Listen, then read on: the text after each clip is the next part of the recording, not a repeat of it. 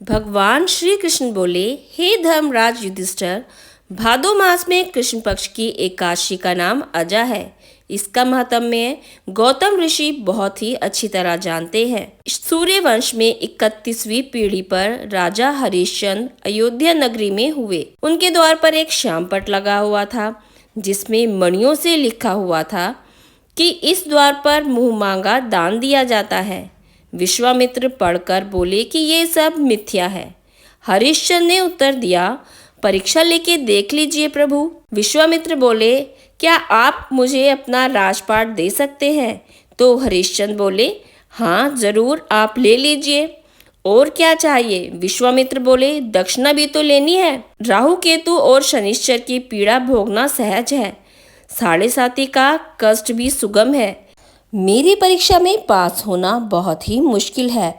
आपको मुर्दे जलाने पड़ेंगे, आपकी रानी को दासी बनना पड़ेगा। अगर आपको ये सब मंजूर है तो आप मेरे साथ काशी चलिए, आपकी सत्यता का मुझे विश्वास हो जाएगा। तो जो राजा हरिश्चंद्र विश्व में प्रसिद्ध हैं अपनी सत्यवादिता के लिए, ऋषि विश्वामित्र की दक्षिणा चुकाने के लिए उनको चांडाल का कार्य करना पड़ा। चांडाल की उनको नौकरी करनी पड़ी। उनको जब शमशान घाट में चांडाल कर्म करते हुए बहुत ही समय बीत गया, तभी एक दिन अकस्मात वहां से गौतम ऋषि गुजरे। उनकी भेंट जब राजा हरिश्चंद्र से हुई तो राजा हरिश्चंद्र ने गौतम ऋषि को अपनी आप बीती सुनाई। तब मुनि ने उन्हें कहा कि आपको अजा एकादशी का व्रत करना चाहिए। अजा एकादशी का व्रत करने से आपको सारे कष्टों से मुक्ति मिल जाएगी। फिर राजा हरिश्चंद्र ने यह व्रत करना प्रारंभ कर दिया।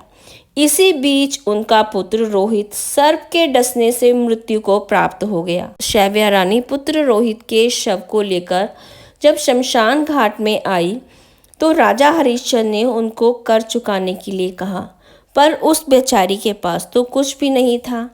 फिर उसने अपनी चुनरी का एक कोना चीरकर शमशान का कर चुकाया।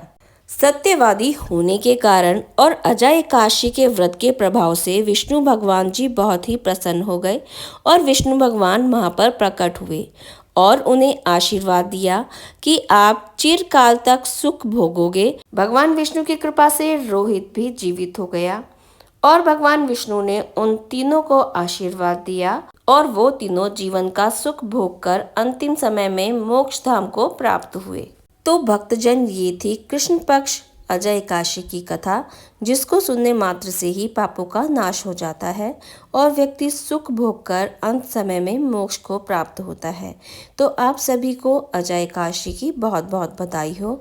आप सभी को इस व्रत को नियम पूर्वक करना चाहिए और कथा को श्रद्धा भाव से ध्यान पूर्वक सुनना चाहिए। तो अगर आपको मेरी ये कथा अच्छी लगी है तो please like, share and subscribe जरूर कीजिएगा। इससे हमारा हौसला बढ़ता है और हमें पता लगता है कि आपको हमारे वीडियो पसंद आ रहे हैं।